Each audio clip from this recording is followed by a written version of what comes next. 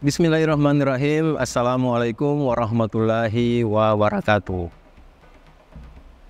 Alhamdulillahirrabbilalamin. Allahumma salli ala Sayyidina Muhammadin wa ala alihi wa sahbihi wa salim azmain. Alhamdulillah, kami dari Yayasan Rubatul Khairat Kota Ternate di bawah pimpinan Al-Habib Abdurrahman bin Kamil As-Sagaf. Sementara ini kami lagi membangun gedung pondok pesantren Rubatul Khairat Madrasah Al-Ulya yang sementara dibangun, ya. Gedung lantai 3. Kami sangat membutuhkan dana infak dan sedekah dari jamaah bapak-bapak dan ibu-ibu.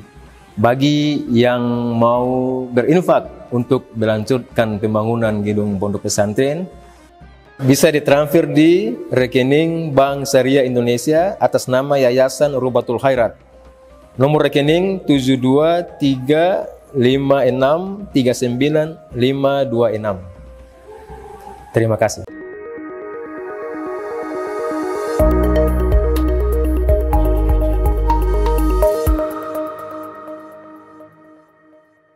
Sebagian ulama mengatakan tempat perhimpunan Padang Mahsyar lokasinya di Baitul Maqdis. Qal ba'dul ulama, berkata sebagian ulama. Wa yashfa' indallah ta'ala fi ikramik, dan Al-Quran juga memberikan pertolongan di sisi Allah kepada orang yang selalu memuliakan dan membaca Al-Quran dan mengamalkan Al-Quran sebagai bentuk memuliakan orang tersebut. Hadza in amilta bihi, dengan syarat diamalkan isi Al-Quran, dijadikan Al-Quran sebagai pedoman hidupnya. Bi an imtathalta awamirah, dengan cara melaksanakan seluruh perintah-perintahnya. Wajtanabta nawahiyah, dan kamu berusaha menjauhi seluruh larangan-larangannya. Imtathalta awamirah, kamu melaksanakan perintahnya dan kamu menjauhi seluruh larangannya. Berarti berbicara apa di sini? Hukum. Kemarin saya katakan kalau hukum kita belajar di ilmu fikih, di ilmu hukum syariat.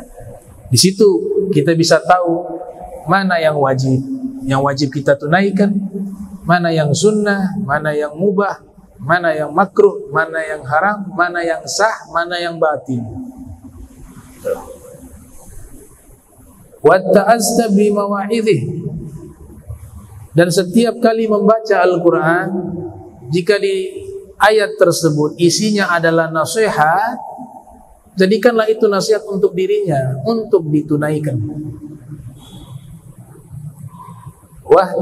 Wahtadaita bi anwarihi, dan kau mendapatkan petunjuk, mengambil petunjuk dari cahaya-cahaya Al-Quran. Au hujjatun 'alaika fi tilkal mawadi' in a'radta anhu wa lam ta'mal bih fayukhasimuka wa yashhadu 'alaika bi annaka mukhalifun lahu wa mudayyi'un hubugah. Tapi jika Al-Quran itu diabaikan, dia menjadi apa? Penuntutmu yang akan memberatkan engkau di tempat-tempat tersebut, baik itu di kuburan maupun di mahsyar. Jika kau berpaling dari Al-Quran dan kamu tidak mengamalkan isi Al-Quran, maka kelak dia akan menjadi musuhmu dan menjadi saksi yang memberatkanmu di hadapan Allah, bi annaka mukhalifun lah, karena kau menyelisihinya dan menyia-nyiakan haknya Al-Quran. Pertemuan lalu saya sudah bahas hak-hak Al-Quran.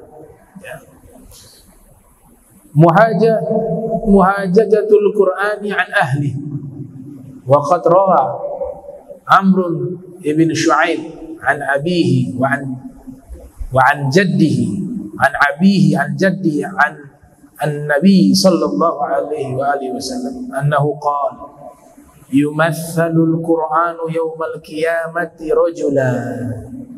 Diriwayatkan dari Amr bin Shu'aib, Al-Quran akan jadikan layaknya seorang laki-laki di hari kiamat. Jadi Allah rubah Al-Quran berwujud seorang laki-laki. Ya, yumathal diserupakan Al-Quran yaumal qiyamati, di hari kiamat, rajula. Jadi Al-Quran Allah rubah menjadi sosok seorang laki-laki. Fayu'ta birajuli qad hamalah fa khalafa amrah. Kemudian dibawa seorang laki-laki yang dahulu di dunia dia menghafal Al-Quran. Hamalah artinya menghafal, membawa itu, tapi maknanya di situ adalah menghafal. Fa khalafa amrah, tapi menyelisihi ajaran Al-Quran. Dia hanya sekedar menghafal Al-Quran 30 juz, tapi dia langgar dengan maksiat. Dia langgar aturan Al-Quran, etika Al-Quran, adab terhadap Al-Quran, khalafah, dilanggar. Fayumatsalu lahu khasman fayaqul ya Rabbi qad hammaltahu iyaya fabi'sa hamilun ta'adda hududi. Maka Al-Quran itu berubah menjadi apa? Menjadi musuhnya. Jadi sosok laki-laki tapi menjadi musuhnya. Dan Al-Quran berkata, wahai Rabb, kau izinkan dia menghafal diriku, kata Al-Quran. Sungguh dia adalah penghafal Al-Quran yang paling buruk. Ta'adda hududi, dia langgar seluruh aturan-aturanku. Dari hadis ini ada satu informasi bahwa ada penghafal Al-Quran yang berada di dalam neraka. Salah satunya yang membunuh Sayyidina Ali bin Abi Thalib. Sebagian ulama mengatakan dia hafal Al-Quran 30 juz. Di antaranya kaum Khawarij. Kaum Khawarij banyak yang menghafal Al-Quran. Tapi Nabi katakan apa? Fir riwayah, Al-Khawariju kilabun nar. Kaum Khawarij adalah anjing-anjingnya neraka. Karena tercatat dalam sejarah menjadi kaum ekstrim yang memahami Al-Quran dengan keliru. Al-Qurannya benar, hadisnya benar, tapi pemahamannya keliru. Menjadi ekstrim, menghalalkan darah seluruh manusia yang tidak sefaham dan sejalan dengan manhaj mereka. Entah berapa banyak yang sudah terbunuh. Di antara mereka banyak penghafal Al-Quran.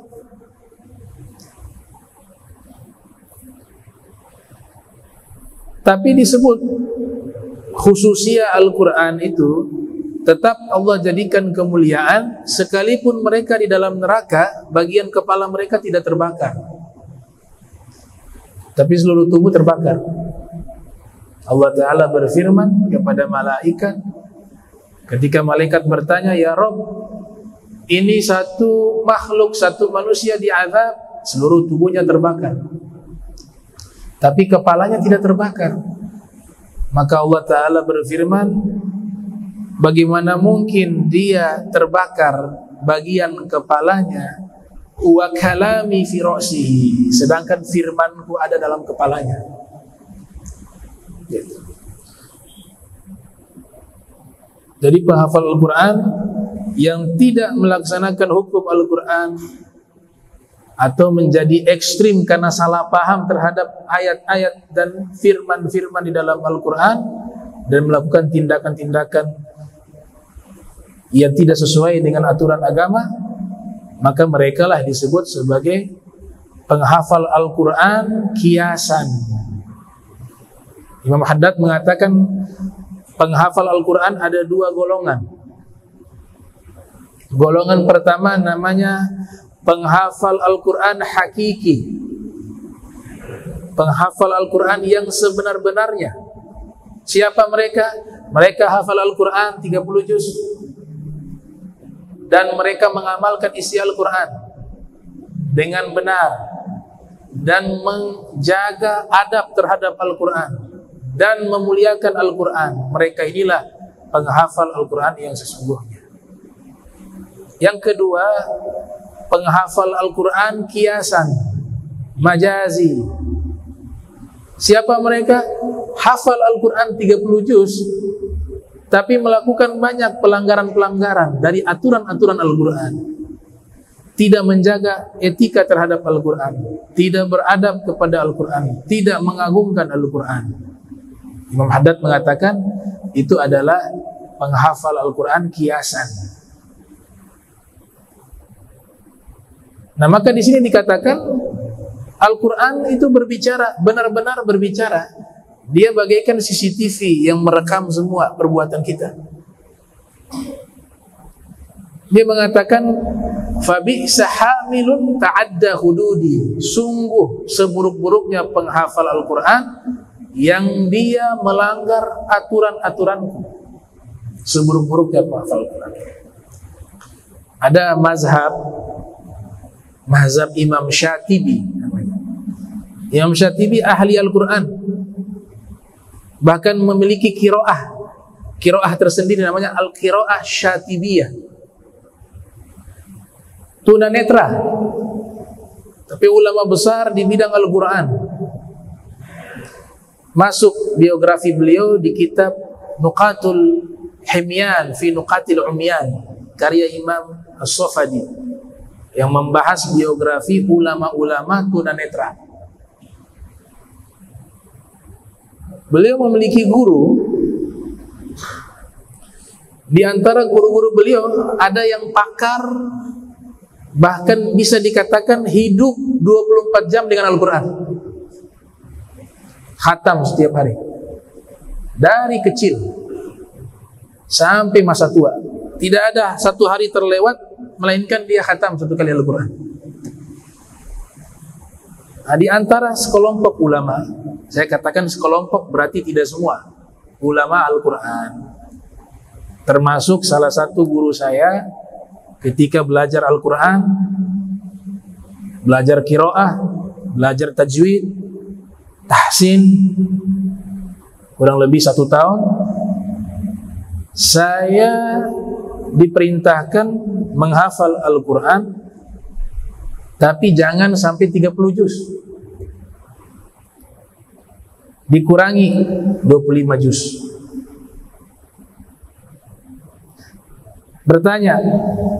Saya bertanya, kenapa tidak genapkan 30 juz?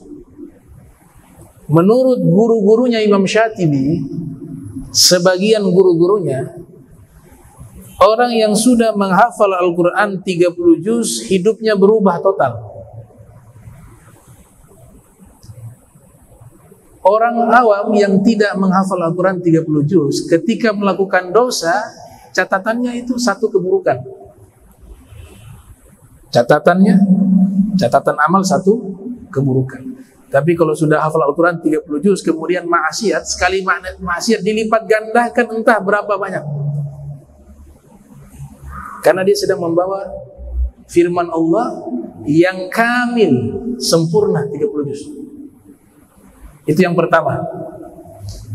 Jadi kalau buat dosa, double dosa.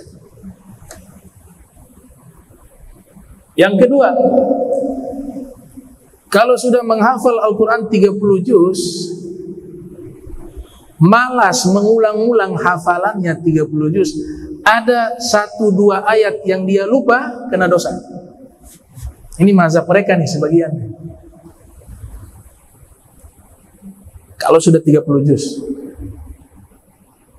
jadi kerjaannya harus murojaah, mengulang hafalan. Ada yang lupa, kena dosa. Yang ketiga, dituntut orang yang menghafal Al-Quran selalu dalam keadaan suci. Berat ini. Yang keempat, penghafal Al-Quran harus selalu menjaga auratnya. Tidak boleh terbuka aurat kecuali dalam keadaan darurat dan memang harus buka aurat, misalnya di toilet dan seterusnya. Sekalipun adab ulama-ulama sufi, sekalipun mandi aurat tidak terbuka, mereka punya kain khusus yang menutup aurat. Dan yang kelima, prioritas waktu yang paling utama untuk menjaga ilmu harus yang nomor satu menjaga hafalan Al-Quran. Ini 5 hal ini sudah cukup memberatkan. Dosanya double, hafalannya tidak boleh lupa, harus punya adab, jaga wudu, tutup aurat. Maka di situ guru saya mengatakan 25 juz saja. Mungkin kalau sudah hafal 30 juz sudah gak bisa ngajar saya. Akan habis dengan mengulang-mengulang hafalan Al-Quran. Dari 25 juz itu saya berhenti. Hafal hanya 25 juz, dialihkan ke hadis Nabi. Ya, sekian. Dan di beberapa kitab tafsir. Artinya apa? Tidak sembarangan ini penghafal Al-Quran. Tidak main-main. Gitu. Tapi kalau sudah bisa menjaga 5 hal ini dan dia seorang penghafal Al-Quran, Nabi katakan apa? Kalau ada yang menyatakan sesuatu lebih mulia dari penghafal Al-Quran, maka dia berdusta, kata Rasulullah. Tapi dia jaga 5 hal ini.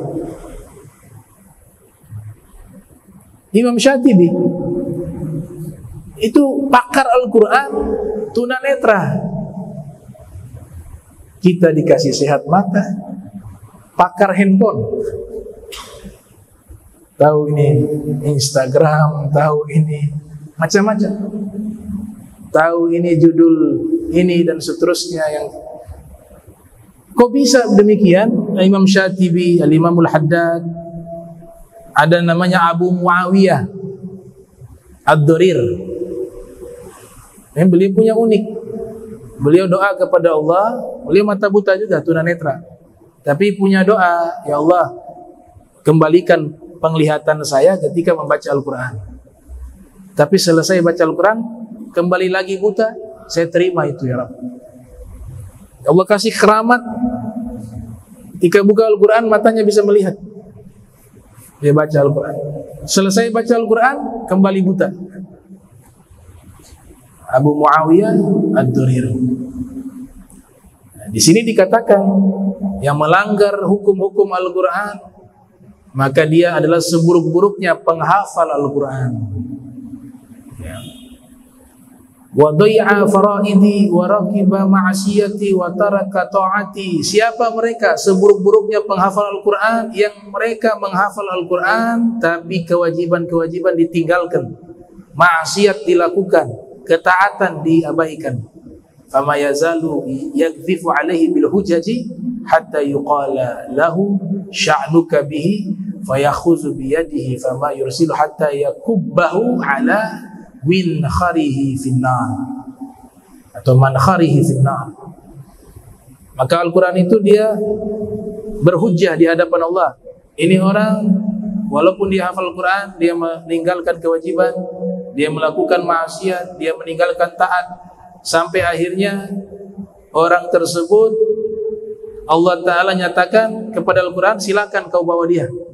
Jadi Al-Quran benar-benar menjadi sosok manusia, sosok laki-laki yang akan membawa dia, menarik dia hingga masuk ke dalam neraka. Pertemuan lalu saya katakan hadis yang Nabi katakan, man ja'alahu amamah qadahu ilal jannah wa man ja'alahu khalfa zuhrihi saqahu ilan nar. Ini bukan majasi, bukan kiasan, tapi benar-benar hakiki. Siapa yang jadikan Al-Quran sebagai imamnya, Al-Quran akan membawa dia ke surga. Kalimat membawa dia ke surga itu bukan bahasa kiasan. Memang Al-Quran jadi sosok seorang laki-laki yang akan membawa dia ke dalam surga. Sebaliknya juga, Al-Quran menjadi sosok musuhnya, sosok laki-laki yang menjadi musuhnya di yaumil qiyamah, dan Al-Quran itu sendiri yang akan menariknya masuk ke dalam neraka. Jadi bahasanya bukan majasi tapi hakiki. Wala wa yu'ta bi rajulis salih qad kana hamalahu wa hafidha amrah. Adapun dibawa seorang laki-laki yang soleh.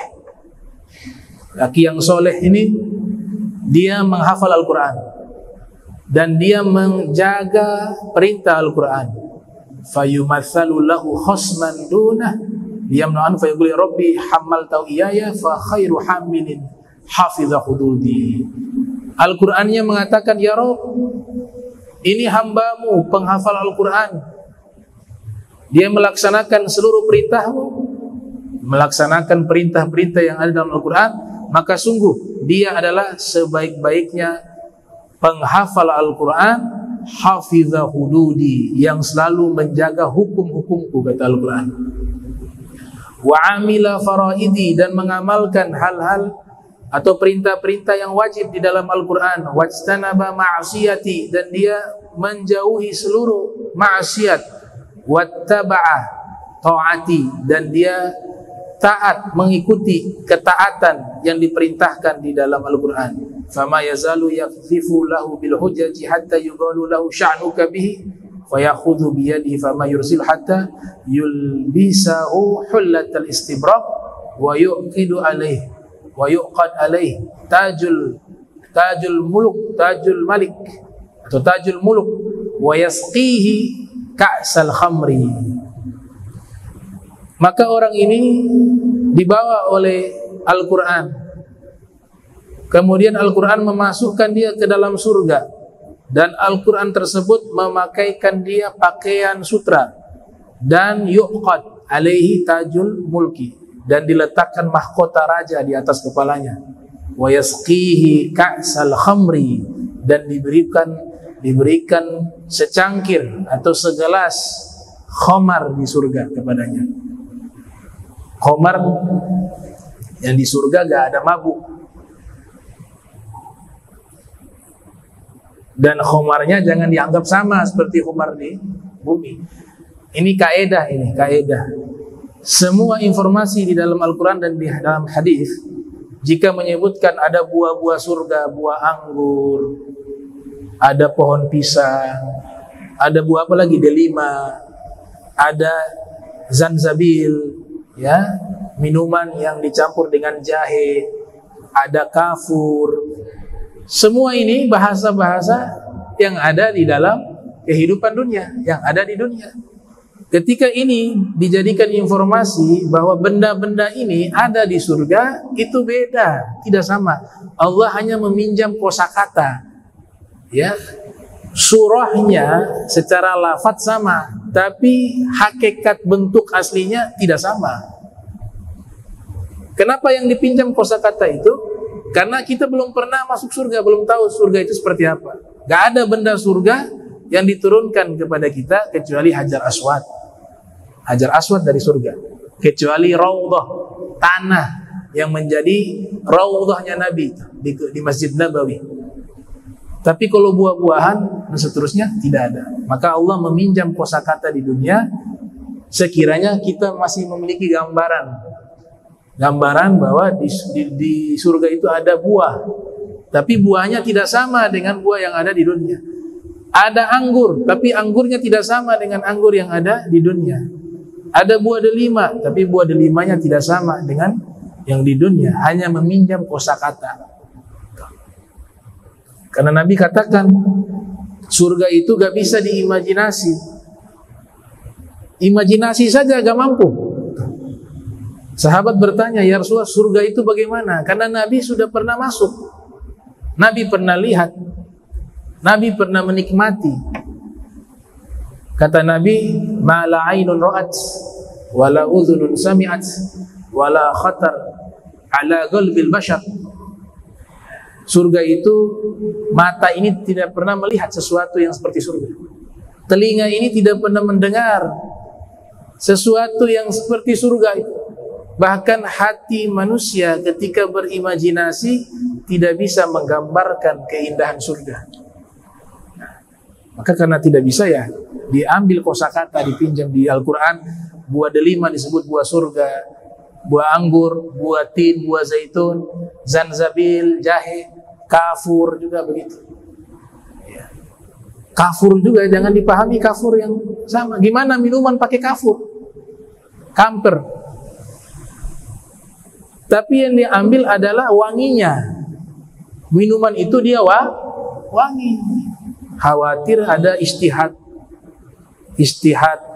mandiri. Oh, ini ada deh buah minuman surga. Yashrabuna min ka'sin kana mizazuha kafura. Minuman penghuni surga itu campuran dengan kamper. Akhirnya dia campur tuh. Coba mungkin kamper. Meninggal keracunan. Kata kafur di situ meminjam apa? Istilah bahwa minuman di surga itu aromanya wangi, baunya harum.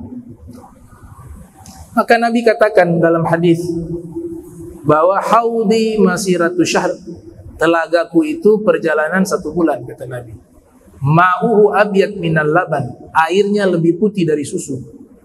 Warihuhu atyab minal misk, baunya lebih wangi dari minyak kasturi. Wa kizanuhu kanujumis sama, dan gelas-gelasnya sebanyak bintang di langit. Siapa yang meminum seteguk tidak akan haus selama-lamanya.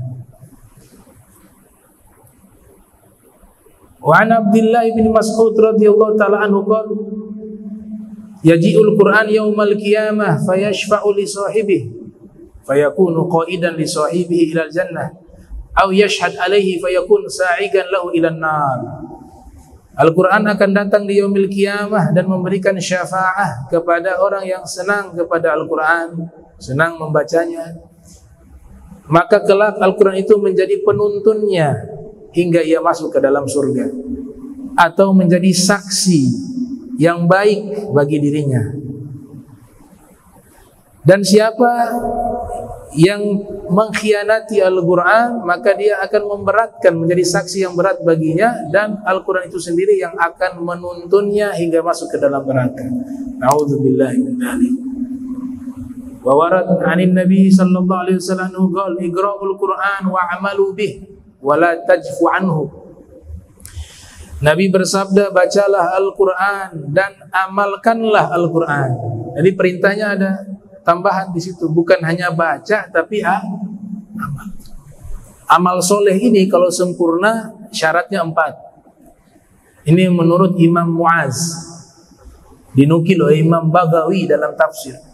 Al-amalu soleh alladhi fihi arba'atu asya. Amal soleh itu memiliki 4 syarat.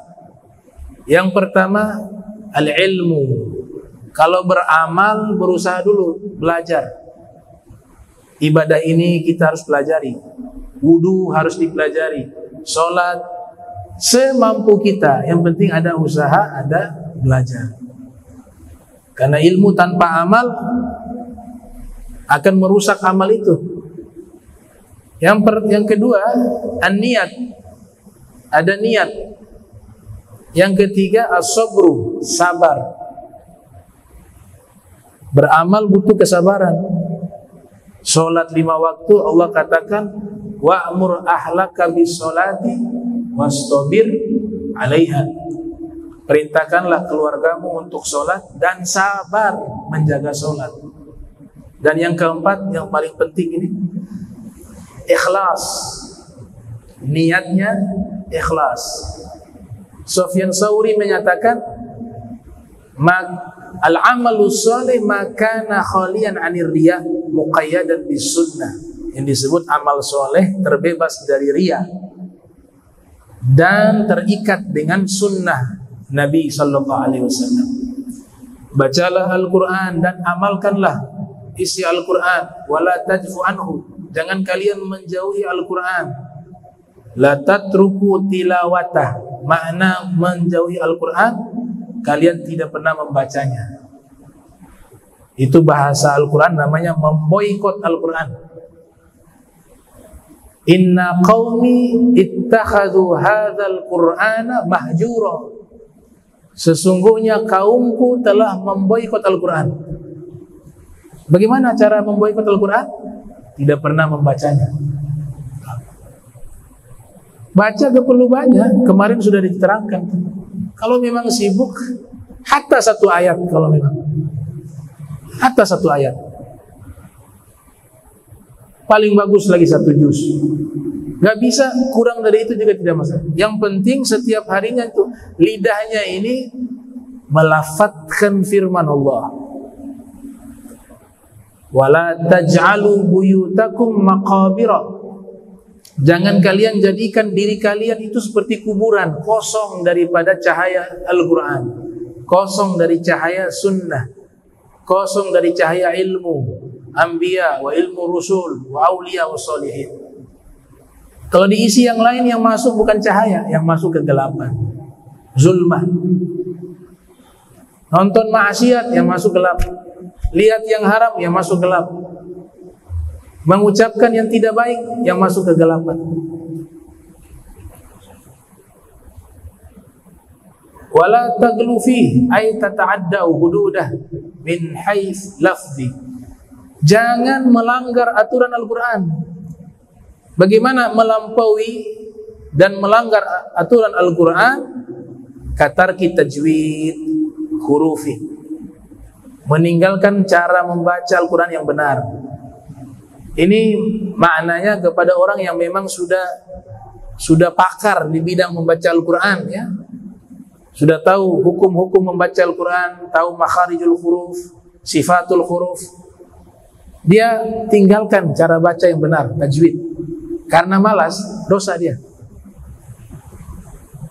Tapi kalau orang awam tidak kena dosa. Kemampuannya hanya sebatas itu, mau bagaimana lagi? Justru dalam hadis Nabi katakan orang yang belajar membaca Al-Quran, kemudian dia membaca secara terbata-bata, dia dapat 2 pahala.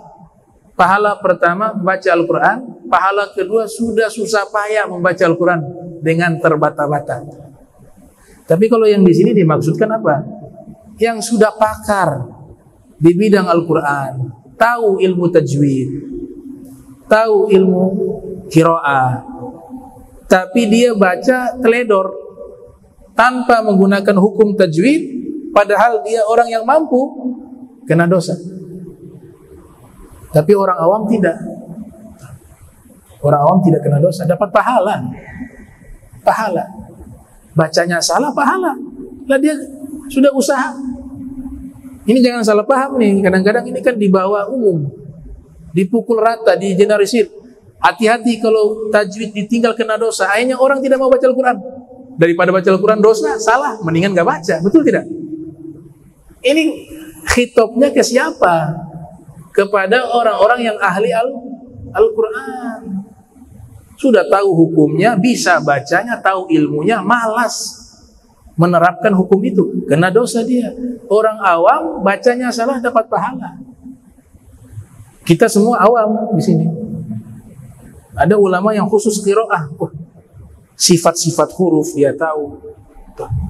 Bahkan mereka itu latihan membaca surat Fatihah bisa sampai beberapa bulan, bahkan ada yang sampai bertahun-tahun untuk membaca suratul Fatihah dengan benar. Tapi kalau orang awam kasihan.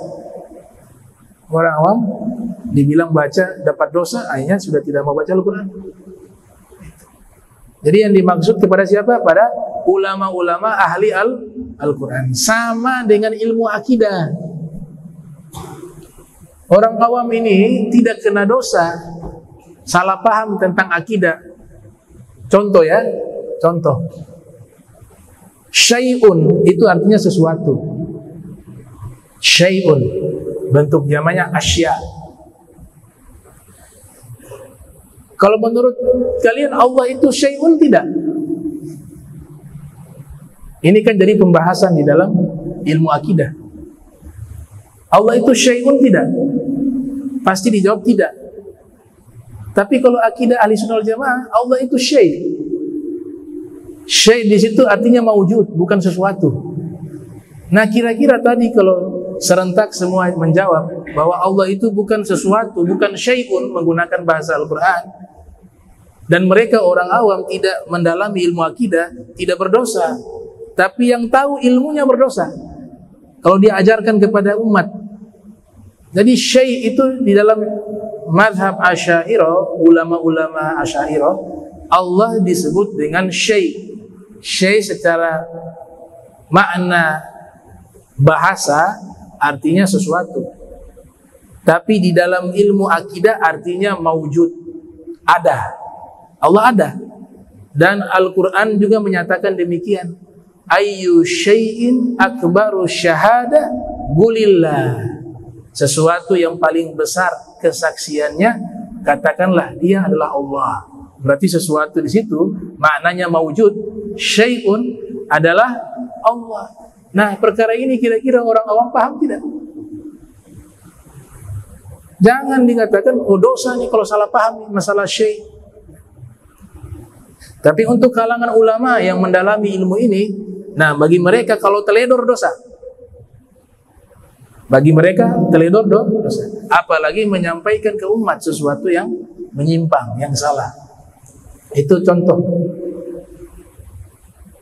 Aw min haitsu ma'na katarki awamirihi, atau maknanya disalahpahami.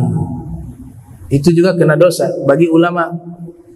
Nah, maka di sini dianjurkan yang menafsirkan Al-Quran itu tidak boleh langsung menafsirkan tanpa merujuk kepada kitab-kitab tafsir. Gak boleh nafsir sendiri, bahaya. Man fassara ayatan bi ra'yihi falyatabawwa maq'adahu minan nar. Siapa yang menafsirkan satu ayat dengan pikirannya, tidak berlandaskan ilmu, maka dia sudah mengambil satu kursi di dalam neraka. Satu ayat toh. Bagaimana yang ditafsirkan satu surat? Bagaimana yang ditafsirkan 15 juz? Satu ayat ancamannya sudah mengambil satu tempat di dalam neraka. Satu ayat.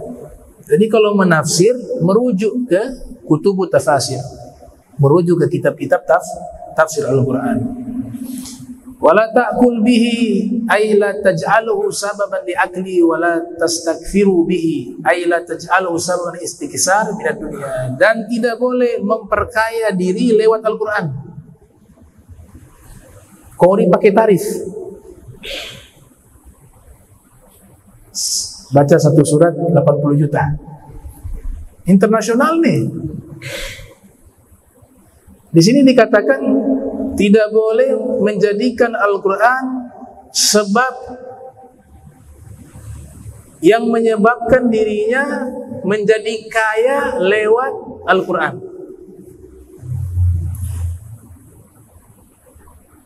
Kalau guru ngaji ada bayaran halal, itu beda.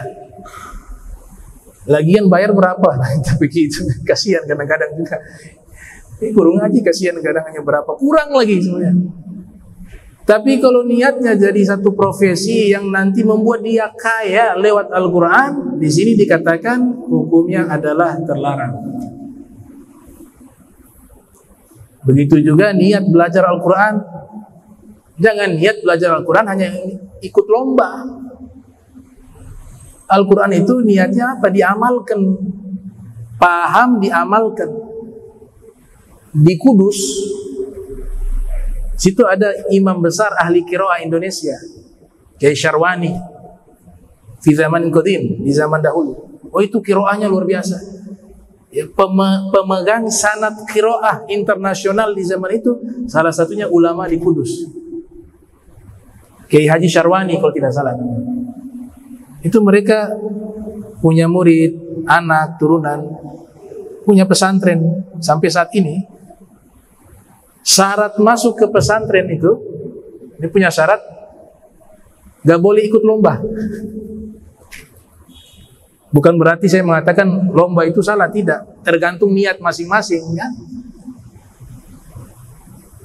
Tapi mereka masih pegang itu. Kalian belajar qiraah kepada kami, belajar Al-Quran. Tapi syaratnya satu, kalau sudah menjadi ahli Al-Quran, gak boleh ikut lomba. Kenapa aturan ini diperlakukan? Karena tadi, menjaga ini.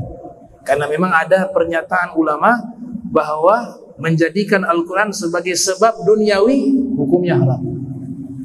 Apalagi sampai membuat dirinya kaya raya lewat Al-Quran.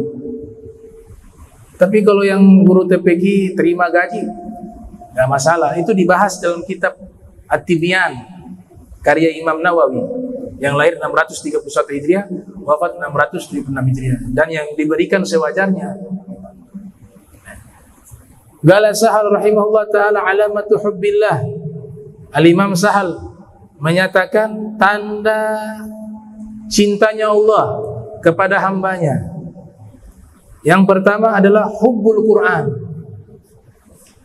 Kalau ada orang cinta Al-Quran, itu tanda Allah cinta kepada dia. Ada beberapa masyayikh kami pribadi jumpai itu hidupnya dengan Al-Quran. Secara pribadi ketemu, bahkan tinggal di tempat beliau.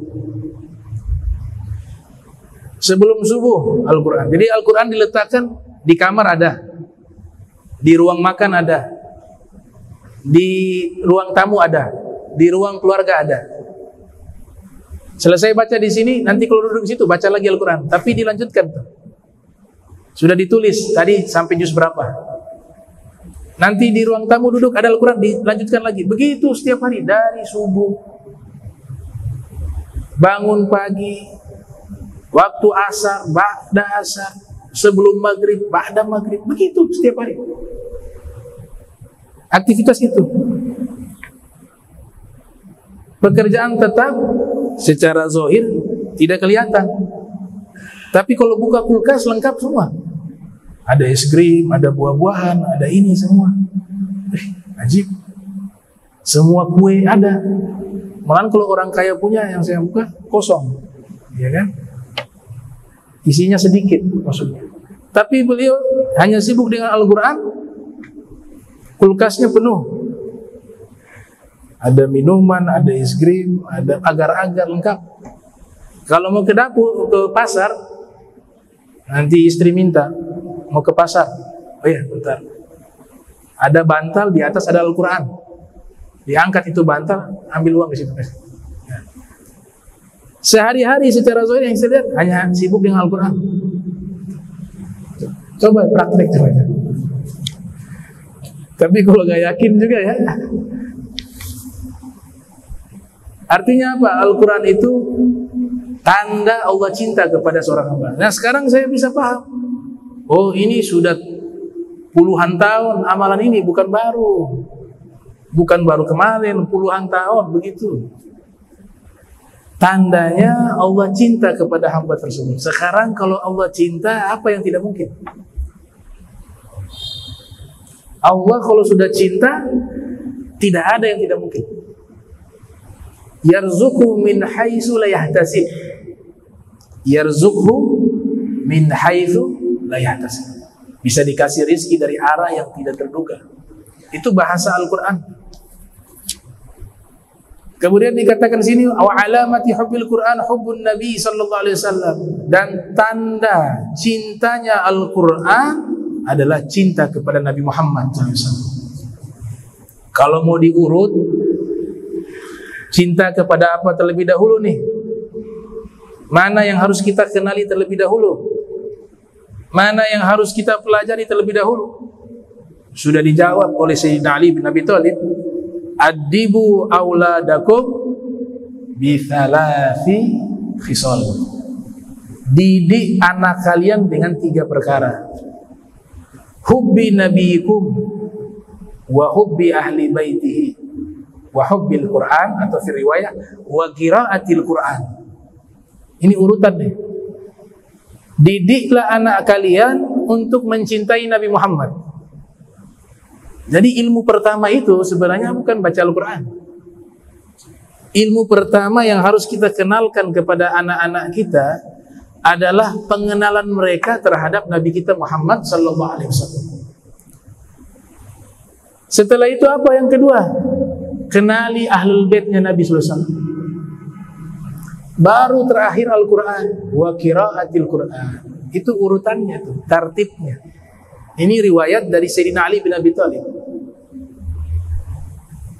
Maksudnya adalah orang itu sekalipun dia hafal Al-Quran 30 juz, bahkan dia tahu tafsir-tafsir Al-Quran, tapi tidak punya penghormatan kepada Nabi, su'ul adab kepada Nabi, maka Al-Quran itu justru menjadi musuhnya.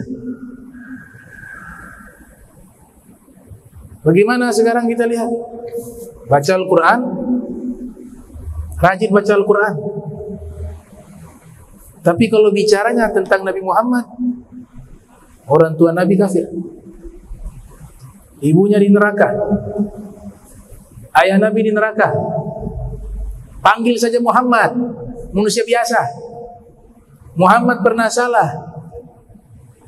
Ini Al-Quran yang dia baca, setiap hurufnya bukan pahala, setiap hurufnya adalah dosa. Makanya Imam Ali menitik beratkan, ajarilah kalian mengenal Nabi Muhammad agar cinta kepada Nabi Muhammad. Al-Quran nomor 3. Karena tadi, sekalipun kita ahli Al-Quran, tapi kita tidak punya adab kepada Rasul, setiap hurufnya bukannya satu kebaikan dilipat gandakan 10 kebaikan, tapi terbalik. Setiap hurufnya jadi dosa, satu dosa, dan dilipat gandakan menjadi 10 dosa. Dari situ bisa paham kenapa Nabi perintahkan didik anak kalian lewat lisannya Sayyidina Ali untuk cinta kepada Nabi, cinta kepada Ahlul Bait, diikat juga. Ya, apalagi sekarang lagi ramai nih masalah nasab nih. Ya. Coba berpikir, bagi kami nih yang muda-muda gak masalah, tapi habaib-habaib yang sepuh-sepuh, ketika difitnah mereka juga kena imbas. Berarti meragukan dan su'ul adab kepada Imam Haddad, kepada Habib Idrus bin Salim Al-Jufri, kepada Habib Soleh Tanggul, kepada Al-Habib Abu Bakar Muhammad Sagaf, kepada Fagil Mukaddam. Ini kalau benar naik ke atas lagi kepada Imam Ja'far Shodiq, karena otomatis tersakiti juga. Satu keluarga ini tersakiti. Kira-kira dosa ini kalau kita mau hitung besarnya seperti apa itu gak bisa dipikirkan. Ini yang penting. Dan orang-orang yang semacam ini, mereka tahu Al-Quran, tafsir mereka tahu itu asbabun nuzul, tahu nasikh mansuh, tahu ayat-ayat muhakkamah. Tapi kenapa bisa begini? Karena dari awal tidak dikenalkan dengan baik dan benar kecintaan kepada Nabi Muhammad SAW dan Ahlul Bait Nabi Muhammad. Akhirnya Al-Quran jadi musuhnya nanti. Nah itu bahasa-bahasa yang susah dipahami dari riwayat tersebut. Ya. Terakhir saya tutup. Kemudian dikatakan di sini bahwa tanda cinta kepada Nabi adalah cinta kepada sunnahnya, dan tanda cinta kepada sunnahnya cinta kepada akhirat. Dan tanda cinta kepada akhirat benci terhadap hal-hal yang melalaikan di dunia, dan tanda benci terhadap hal-hal yang melalaikan di dunia alla yatanawalu minna illa balagah, yaitu orang yang menghafal Al-Quran, yang menghafal Al-Quran tidak mengambil untung lewat Al-Quran, tapi ma yakfihi faqat. Kalau memang perlu terima uang lewat Al-Quran, sesuatu yang mencukupkan saja, tapi jangan niat kaya lewat Al-Quran. Sama juga, jangan niat kaya lewat dakwah. Kalau mau niat kaya jadi pengusaha. Sama juga, jangan niat populer lewat dakwah. Kalau mau populer lewat jadi apa? Artis tuh. Salah jalur. Itu niat nanti yang merusak semua kita punya amalan. Niat. Ya. Makanya Nabi selalu ingatkan, innamal a'malu binniyat. Semua amalan tergantung daripada niat. Ya.